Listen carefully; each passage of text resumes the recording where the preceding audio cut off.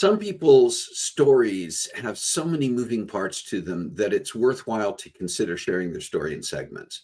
That may sound a little bit odd, but we've done that before. We've had guests on this show where we have made the decision to take their story, take what they want to share and break it up. And that's what we're doing today. Last week, you had the opportunity to meet Kate White, and you heard about her career as an actor, as a voice actor.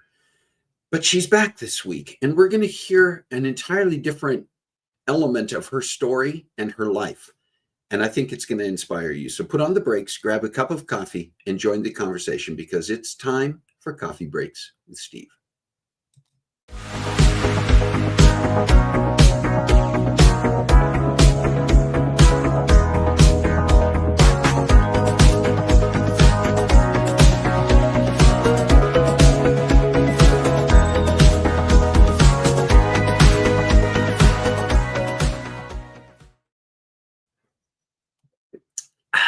Welcome to Coffee Breaks with Steve. I'm Steve Glavin, and this is the show where we come together around our virtual coffee table each week and join the conversation to chat about interesting topics with amazing guests. If you're joining for the first time today, welcome. And if you've been with us before, welcome back. It's great to be with you again. It's just always fun to get together. I don't know. I look forward to Saturdays because we do have this opportunity to join in conversation, and I think that's always beneficial. Let me see. Carissa's here. Kate is here. Mara is here. Good morning. Good morning. Good morning.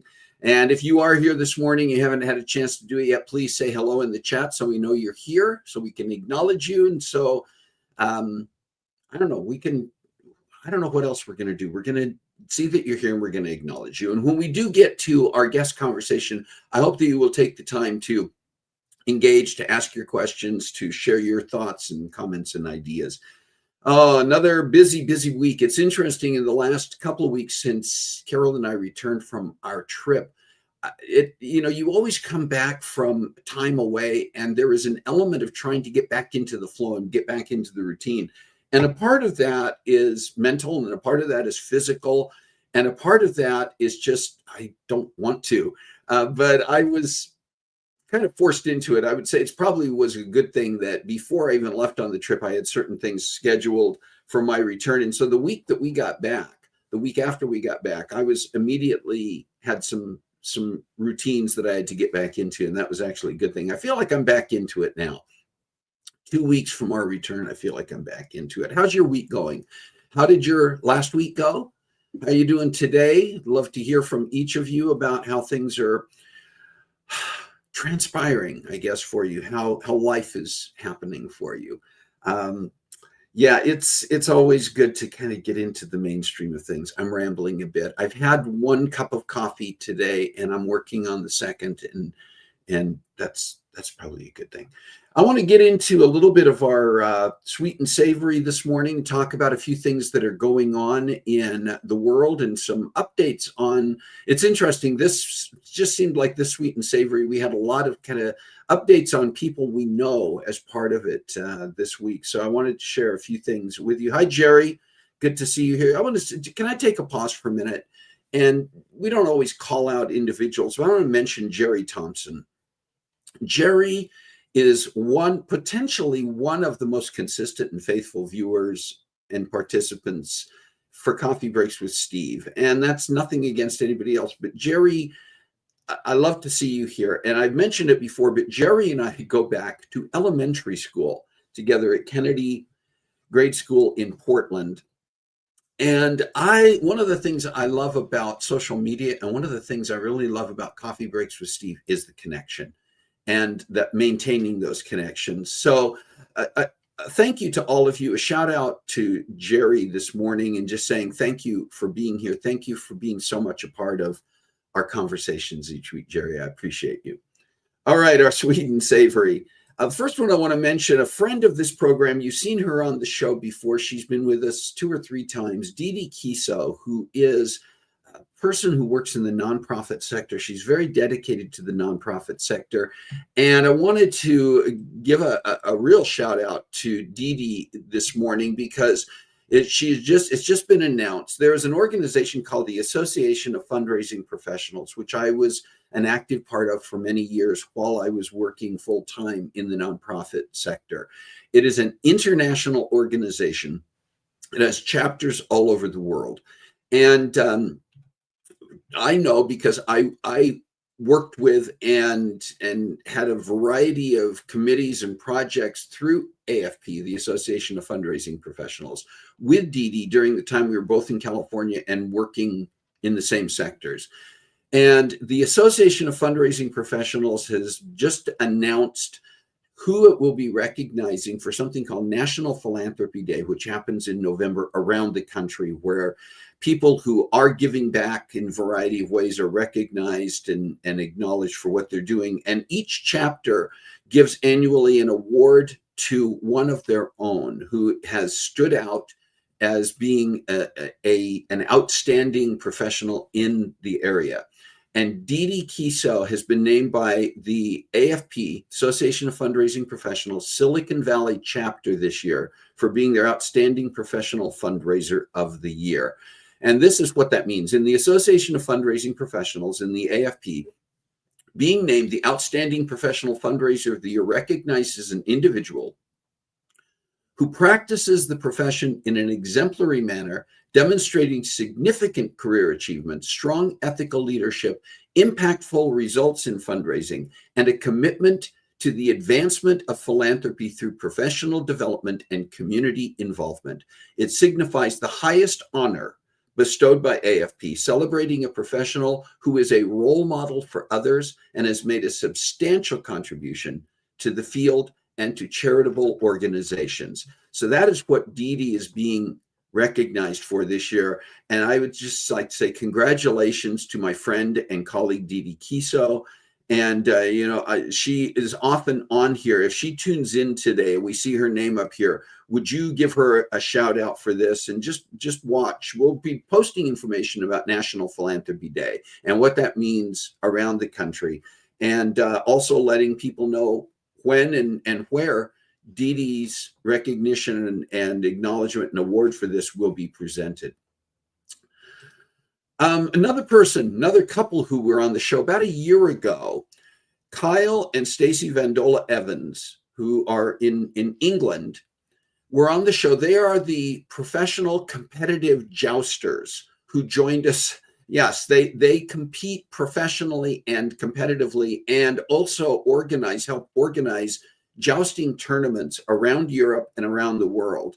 And Kyle, the lady in the middle there, Kyle Vandola Evans, is originally from California. She went to England a number of years ago, like I think a couple of decades ago, to participate in a horsemanship exhibition, where she ended up meeting her future husband, Stacy, and has ended up over the last 15 years living in England. And she finally made the decision. And this picture is designating the fact that she just obtained her British citizenship. She just became a dual citizen of the United States and Great Britain, and has established her British citizenship. So we say, well done to you, Kyle. I guess you will now have to learn at least the first verse, if not both verses, to God Save the King. Maybe she had to demonstrate she already knew that as part of the oath of citizenship. But we just wanted to give a shout out to Kyle and a hello to Kyle and Stacey Vandola Evans. Stacey actually looks a little bit shell-shocked that his wife just took the citizenship oath. I'm not quite sure about that. Wanted to give another one. This one I think was extremely interesting. At the age of 65, Martine Behrens has become a 4-time champion after lifting for Great Britain at the World and European Weightlifting Championships.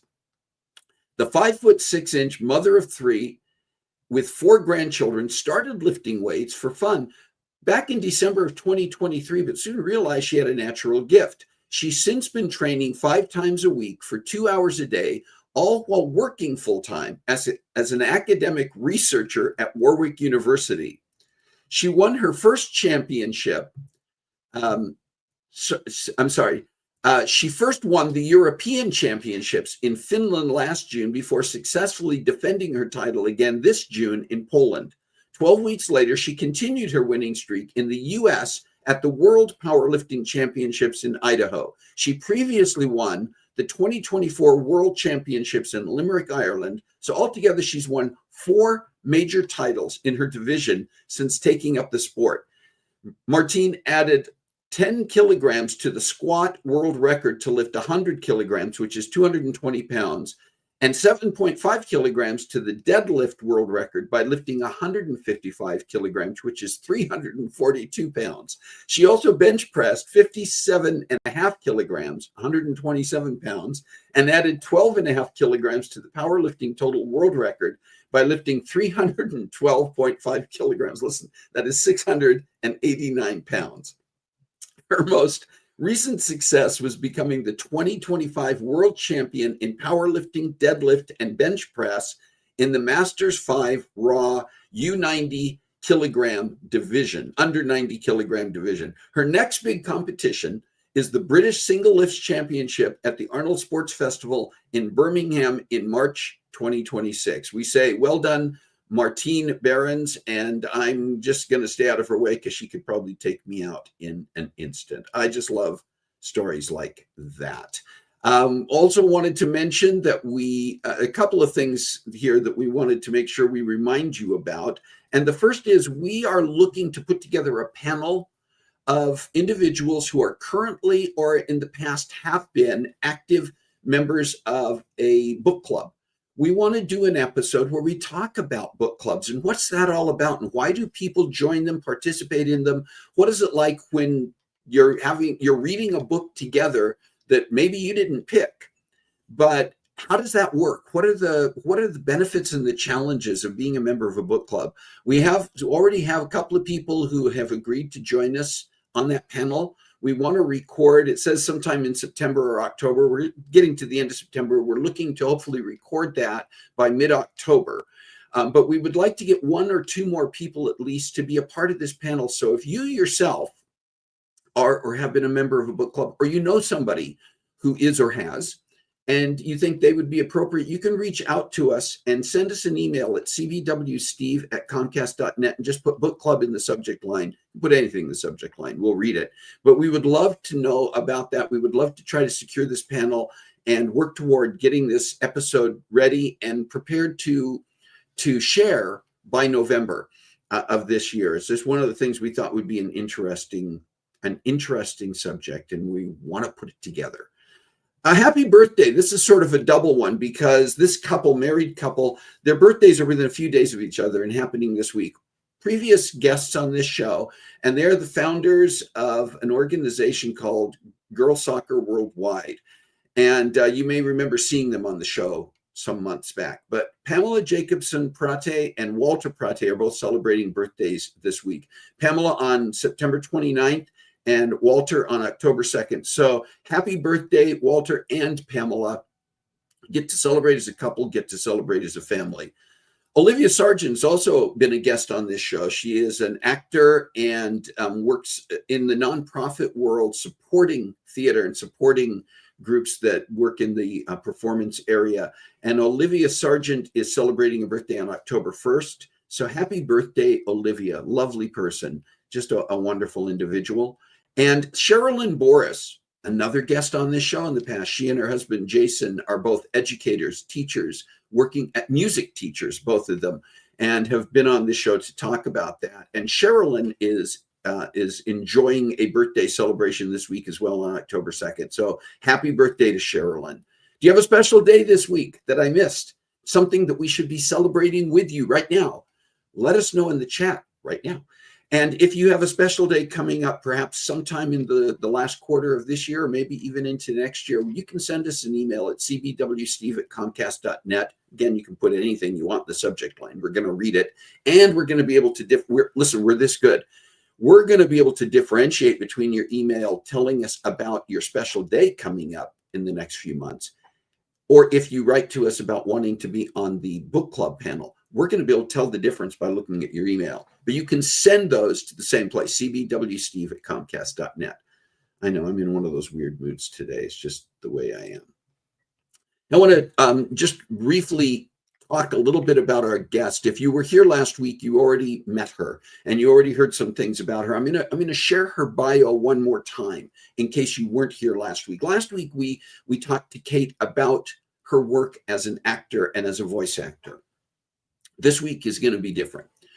Kate White is an ICU nurse, a voice actor, and an audiobook narrator based in Vancouver, Washington. She holds a Bachelor of Fine Arts in Musical Theater from Otterbein University and a Bachelor of Science in Nursing from Capital University. She can be heard in the audio dramas Your Horror Show, Beyond Awakening, Tales from the Janitor, the upcoming season of Redacted, and she is a regular cast member in the Dungeons & Dragons actual play podcast, Tales of the Ever After. She is the voice of Officer Olivia in the video game Nightmare Shift and plays multiple roles in the upcoming sci-fi video game Exploitation. She is the narrator of the young adult fantasy adventure novel Kingdom of Feather and Sky by Sophia Wachtel. In her free time, which I mentioned last week, and you're going to get a better sense of this between last week and this week. I don't know when Kate has free time, but sure. In her free time, Kate enjoys adventuring with her family, crocheting, and spending time outside. And I say that jokingly because part of what you're going to hear today is about Kate with her family. So please join me in welcoming Kate White back to Coffee Breaks with Steve, and just a little recap of last week and our further conversation with Kate White. Well, Kate White, welcome to Coffee Breaks with Steve. It is a pleasure to have you joining us today. Thank you. Thank you for asking me to be here. Got my degree in musical theater. Going back to when I was in high school, I was kind of like, okay, well, what is this going to look like? And I made this deal with myself. Okay, if I'm going to do this, it has to be fun. And if it ever stops being fun, I have to stop, because I didn't want it to feel like work. And I think I got to a place at the tail end of my senior year where, my mental health was not in a great place. I was really tired.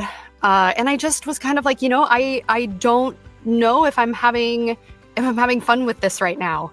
And so when I graduated, I made the decision to kind of pump the brakes on that for a while. I am a nurse, which we will talk about more as well. And I worked night shift I've worked night shift a fair portion of my career. And, sometimes you have downtime, and sometimes everything is on fire and you're running around and you don't leave, your patient's room for the entire shift. But we all started, on our breaks and things, we would all, everybody would have a book that they were reading. And then we would all kind of pass the same book around, because we would rant and rave about how much, we loved a particular book. And I think going into that, then I was, after I had my daughter, sometimes I wasn't able to actually hold a physical book because I had a baby that I was holding. And so I started getting into audiobooks, and it was kind of around then, a few months later, that I found out that my daughter was diagnosed with an ultra rare genetic disorder, and would not be experiencing reading physical books, most likely, the way that I am. And so I started thinking more about how important, storytelling was going to be, even more so than it was as kind of a, core guiding principle of my, own self, that it was going to be more for not only her, but also in terms of an advocacy tool. My whole thing is you miss 100% of the shots you don't take. So and figuring out how to kind of quiet the voice inside yourself that tells you, that maybe doubts your abilities or says oh, I don't know if I can do that.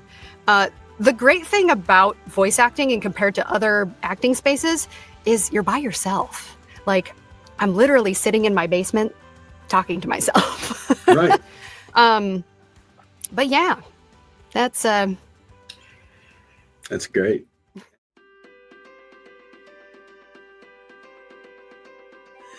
Let's change gears here. Sure. And you already mentioned, we talked about the fact that your voiceover work is one aspect of your current career.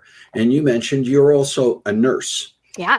You thought that you would be going into some form of professional acting, musical theater, or something else. Was there always something in you that nursing was always something that was kind of there? Did that come about later? And talk a little bit about the journey toward and the process of moving into a medical career as a nurse. Nursing was the absolute last thing I ever thought I would do with my life, Steve. Nobody in my family is in the medical field. I have historically been pretty squeamish when it comes to blood draws and those sorts of things. But I got to this point when I had figured out that I didn't want to do performing professionally. I was working several jobs. I was working in a coffee shop. I was working, doing a little bit in the kind of nonprofit theater for administratively, and doing a little bit of teaching for an organization that I did theater camp with here called the Young People's Theater Project. I worked for them for a little while. And I was just kind of trying to figure out, okay, what do I want? I knew I didn't want to work at this coffee shop forever. I didn't feel like kind of the office administrative set was my wheelhouse, or something that I really saw myself being successful in. And at the time, I was one of those several jobs was also working part-time with the youth program at the church that I grew up in. And we went to a middle school like retreat weekend, and one of my students got hurt. And the person that was on duty as like the nurse that weekend was not very sympathetic, was not really getting kind of what was going on with this kid. Like, this particular student played every sport imaginable. She, like, you know, I kind of felt like he was kind of writing off her pain. She had like tripped and fallen and like kind of landed on her shoulder, and we had figured out that there wasn't anything like really wrong with her shoulder or like her upper arm, but she was still in, you know, she was still in a lot of pain. And at one point, you know, after he had gone to go, you know, check on something or go get something else, this sweet little student looked up at me and said, you know, I kind of feel like you're doing a better job at taking care of me than he is. And there was something about that moment that just went, oh, well, maybe all of those things that I thought like nursing and healthcare were actually about aren't actually about that. And, you know, I had kind of been feeling like I needed something that was helping people tangibly, something that I could point to and say, oh yeah, like that's something that I have had my hands in that really made a difference for someone. Because I think the hard thing about, you know, like being in teaching, or, you know, I don't know if you've experienced this in nonprofit work, is that sometimes everything you're doing is just kind of like floating around, and you're like hoping that it makes a difference for somebody, and you don't actually always get that feedback. And so, yeah, from there I started thinking, okay, well, you know, maybe I could do something. And finally I just was like, you know, I'm just going to do nursing. I'm just going to go for it. I think I can do it. I think I'm smart enough. I think I'm, you know, hardworking and dedicated enough. And I started taking prerequisite classes when we were living in the Sacramento area. And then we ended up moving back to where my husband's family is from in Columbus. And I finished my prerequisites there, and then did an accelerated second bachelor's program there at Capital University in Columbus. So yeah. And then I was working as a nurse's aide, and I got to float to the ICU a lot to, you know, kind of sit with patients, and, you know, kind of help out there. And there was something about the level of care and the way that the nurses interacted with their patients, and also just the kind of variety of conditions and, you know, experiences that you were seeing in different patients that really like stuck with me. And so that was what I chose to do my kind of last semester practicum in, and actually, you know, really loved the unit that I worked on as a student, and got into a nursing fellowship program post-graduation, and that same unit ended up picking me to hire from that fellowship. So yeah, that was kind of how that happened. I found a lot that people would, you know, when people would ask me, oh, like, you know, what did you do before? And I said musical theater. They would be like, wow, that's kind of a jump. I had a rather older, maybe more set in his ways physician say, well, that's going to be a very difficult challenge for you, moving from, you know, an artistic background into a, you know, a medical background. And I was kind of like, you know, the thing I have found is that to a certain degree, you can teach anybody how to put an IV in someone, or how to give meds, or, you know, all of the, like, you know, kind of hard skills, like, or, you know, like skills. It's the soft skills that you can't always teach, or that don't always come naturally to people.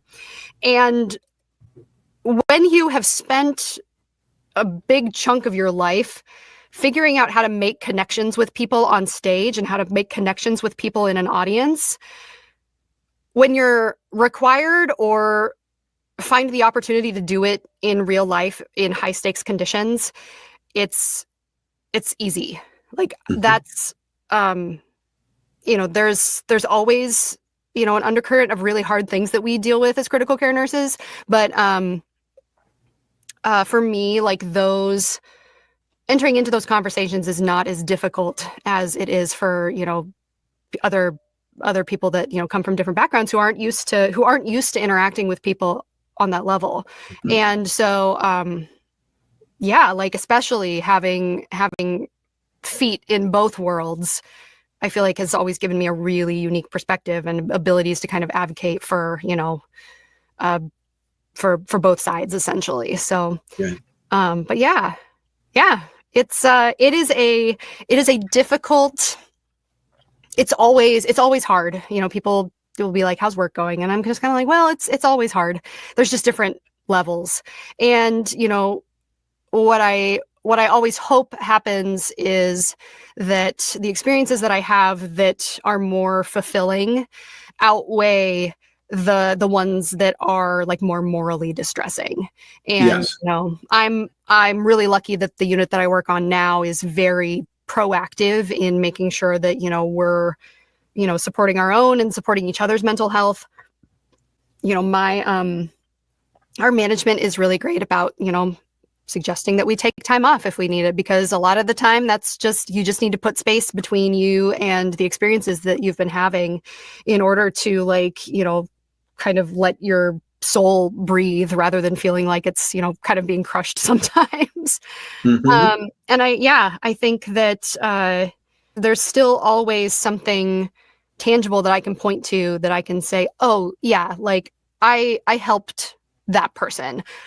Something unique about me and my experience made whatever their family member was going through a little bit better in the, what is most often like the most terrible days of their life.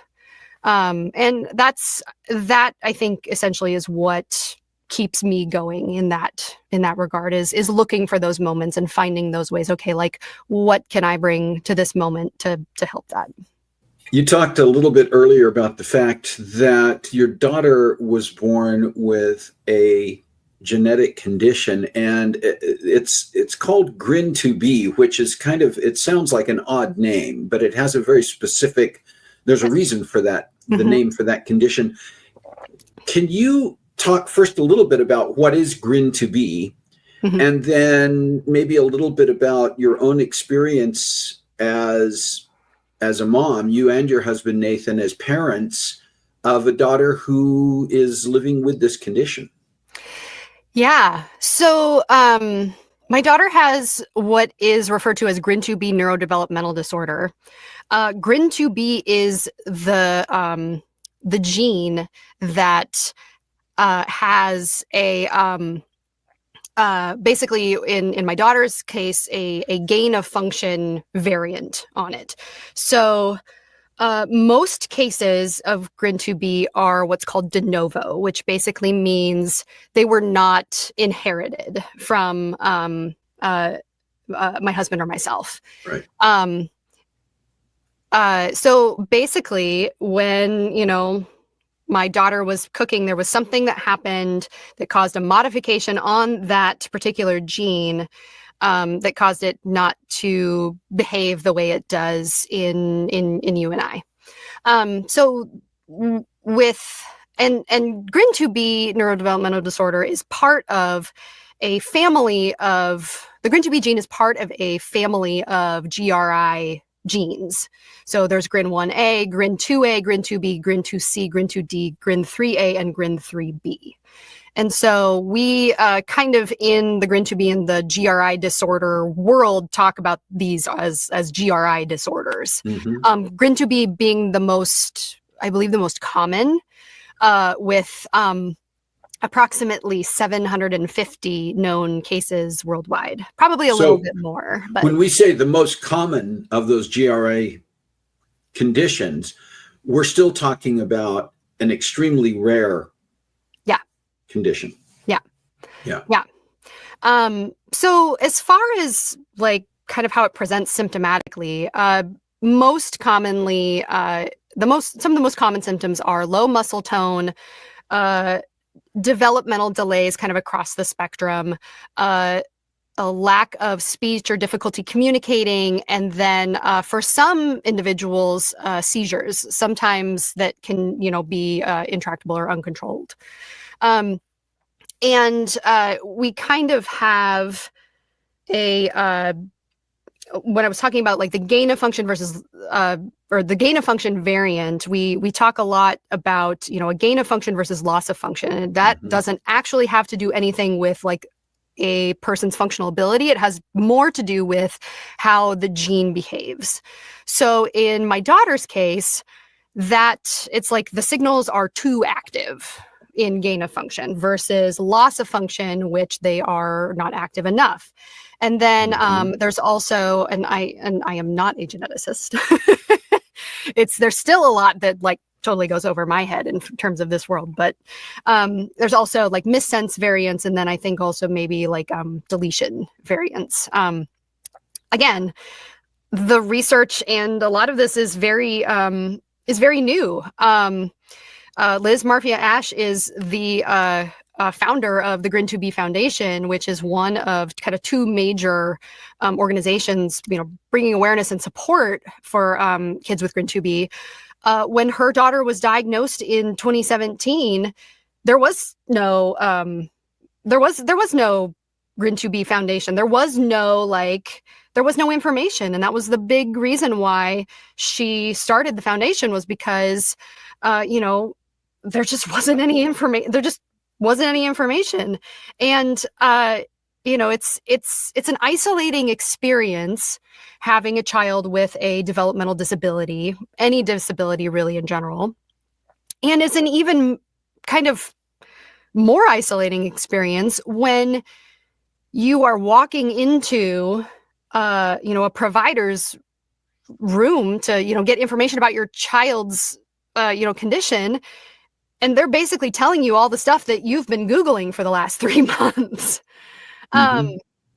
So, I've had that experience a lot, where we went to a neurogeneticist here in Portland, and they basically, were like, we're going to be real honest with you. Like, this is not a condition that we know a lot about. And I think, we've been really fortunate, in my daughter's case, that we have an amazing pediatrician. When all of this happened, she was like, whatever you need, whatever specialists we need to get you in touch with, whatever services we need to connect you with, we're going to do it. And we're going to, if we come up with roadblocks, we're going to figure out how to get over them. Which is great, because I have, talked to parents and heard from other parents where there's kind of this like gatekeeping of things and different therapies or like different specialists. And it's like, that's, especially for me being in healthcare, it's like, why would you gatekeep that access, especially to something like early intervention, which has its own screening process. It's not like, if somebody goes to earlier intervention and then they don't qualify, like, then, they're not going to be like taking a spot away from somebody else. So I think, so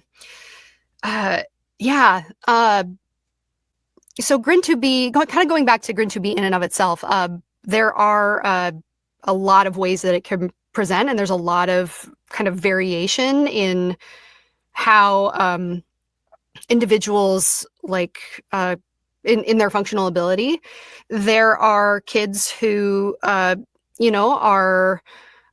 maybe non-mobile, who maybe require like full-time care, and then we have one young man who is in his, I think, mid or late 20s, and he has run, oh gosh, like, I don't know, 17 or 18 marathons, probably more, and so we just, we just don't know what it's going to look like for our daughter in terms of her development. We have her plugged in with speech therapy and physical therapy and occupational therapy that she goes to every week. You know, and yeah, we just don't really know what it's going to look like for her. And I think in some ways sometimes that's kind of like a soothing thing. It's like, you know what, I don't have to have all this figured out. And other times it's really like it's really stressful and really like anxiety inducing. But yeah, I think the big some of the big things are just we just want people to I just want people to know about it. Yes. And know that this and other rare disorders are out there, and understand how isolating and what kinds of barriers there are to getting treatments and care and services. And we're going to share the website. You mentioned the Grin2B Foundation, and we're going to share the website on here. It's just basically it's Grin2B with the numeral 2.com, Grin2B.com. We're going to have it up here and displayed, and we'll have it in the chat as well. It's always helpful to be able to go to a resource, whether it's something you're dealing with personally in your own life or in your family, or just something that we can all be better advocates for just by understanding that certain things exist. And we will get that out there. Yeah, I wanted to mention too, Steve, there's also curegrin.org, and curegrin.org also encompasses that family of disorders we talked about, Grin 1A, Grin 2C, Grin 2A. So they kind of are an umbrella not only for Grin 2B neurodevelopmental disorder, but also the other genetic disorders in that GRI family, essentially. Family. Good. Yeah. We'll share that as well. Excellent. Well, Kate White, thank you so much once again for being here with us to talk about these various things, your voiceover acting, your career as a nurse, the Grin2B Foundation, and what you and Nathan are currently doing to work with your daughter. We wish you the very best in all of those things. And I think maybe particularly as a parent, just wish you continued blessings as you continue to raise your daughter. Once again, thanks for being here. Thank you for having me.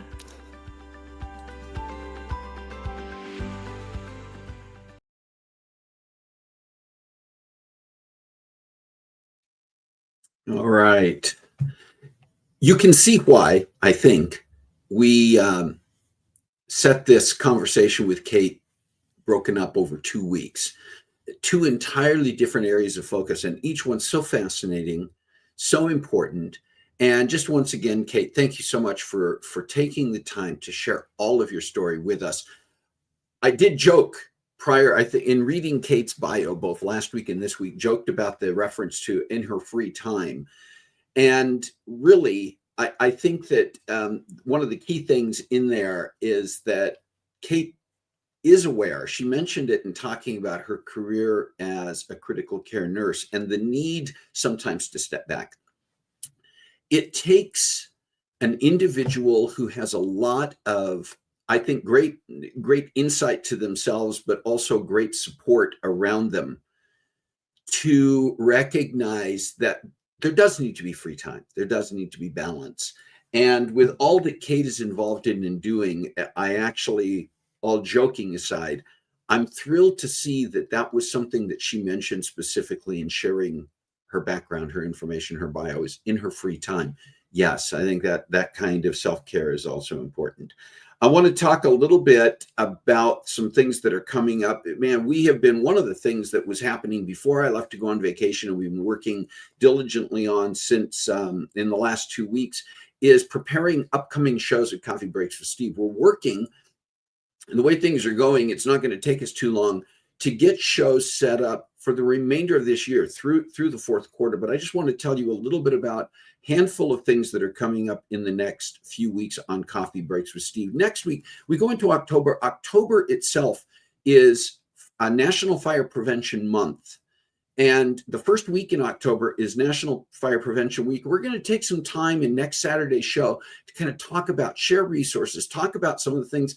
We probably all heard them before, but sometimes we kind of get the oh yeah moments about things that we can be doing, should be doing in our own homes with our own families to make sure that we are living a safe lifestyle and that we are prepared for the things that may come up unexpectedly. And we're going to talk about fire safety next week during National Fire Prevention Week. 2 weeks out, October 11th, Leslie Brazil is going to be with us. Leslie is a professional in the staffing and employment industry. She has been for a number of years. And we've talked about this topic before, but it's always good to refresh and get perspectives from different people, because there are things constantly changing. What are the sectors that are doing well in employment? What are things that both applicants for jobs, current employees, and employers need to be aware of regarding trends, regarding laws, regarding what's going to work best to serve you as you are looking to apply for jobs, or as you're looking to hire somebody potentially for a job. Leslie had some great things, some of which were news to me when we recorded her conversation. So you'll want to be here in a couple of weeks for that one. And then going out to October 18th, we have an Australian musical artist. She is a composer. She's a multi-instrumental singer, musician, instrument player, recording engineer, and producer living in Australia. And you're going to want to meet Emery. So be here on October 18th. And then we go to the Saturday before Halloween, and you're going to meet a couple, Mark Hill and Tatiana Kaminsky, who have over the last several years worked to set up their home, their house, their property as one of the key areas in the Seattle greater metropolitan area that people come to and want to come to celebrate Halloween and to go trick-or-treating, just because of the extent that they've gone to and how they add to it every year. They're going to be sharing that with us on October 25th, just before Halloween. And then we have a very special privilege on November 1st, a lady by the name of Johanna Sochacka, who is a Polish classical pianist and Steinway artist. I've had the opportunity to hear her play in person, and it is extraordinary, both in terms of her technical skill and her feel for the music. Johanna is going to be here to share with us her story, her background, and why music is so important to her. And then November 8th, we're going to come back. A few weeks ago, while I was gone, Carissa hosted a show about artificial intelligence, how it's integrating more into daily life, the ups, the downs, the pros, the cons. And there were a number of things that we didn't even get to, they didn't even get to during that episode. So we're going to come back and revisit that episode. And then remember, again, we're trying to put together this book club panel. We don't have a specific date set, but we would like to do that sometime before the end of the year, hopefully in November. And so we're putting that on the schedule without a date, but we want that to be a priority. We always reach out to you. I can tell you for a fact that some of the topics you just saw, some of the guests you just saw mentioned here coming up, came from recommendations, came from introductions. We want to know the topics that you'd like to discuss. This is our coffee table time together, okay? And we want to know from you what topics are of interest to you. We want to know from you who are the guests that you'd like to see on the show. Maybe it's somebody you'd like to see come back a second time or a third time, like a Kate White or a Dee Dee Kiso, who's been with us more than once. Maybe it's somebody that we haven't thought of or don't even know about. If you can make an introduction, that's great. If you even just want to share your ideas, we love that. We appreciate that. We will follow up on that and either get more information about what that's going to entail or pursue the ideas that you have. You can email us at cbwsteve@comcast.net and share your ideas with us. A reminder that we're not only here having these live chats that most of you participate in here on Facebook, but we're also on YouTube. We have an active YouTube channel. Every episode goes to YouTube as well. And that's one of the areas where people like Kate, her stories as an actor, her story as a nurse and as a mom, those can be shared with a broader audience. When you think about things like Grin to Be, how many of you knew about that? It's such a rare thing, and yet it's so important that we learn about these things. We can get to a much broader audience on YouTube. Please subscribe there if you're not already subscribed. I'm not saying that for my benefit. It's for the benefit of these amazing guests and important topics. And if you are already a subscriber to our YouTube channel, would you be willing to share that site and make a recommendation to people you know that they go there, that they subscribe to our channel, that they view and like our videos? And that's going to help us get to more people and get these topics and these guests and these episodes out to a much, much, much broader audience. Just a reminder, we've now been on the air for more than 6.5 years. 289 episodes, 158 of those episodes have been with guests joining us on the show to talk about important topics. 103 unique individuals have taken the time to join us on Coffee Breaks with Steve. We are coming up by the end of this year with our 300th episode. That's not a pat on the back to me. That's about you. That's about our guests. It's about the opportunity that we have to join together and to share such amazing topics. So I want to say thank you once again to all of you for that. And once again, a huge shout out and thank you to Kate White for sharing with us. I so appreciate you, Kate. I love you. And I want to thank you so much for taking the time to join us and to share with us. Just a reminder, we all have opportunities. We all have some abilities. We all have a way of touching lives. So please find a way to make a difference in your world this week. God bless you. Have a great week. We'll see you next time on Coffee Breaks with Steve.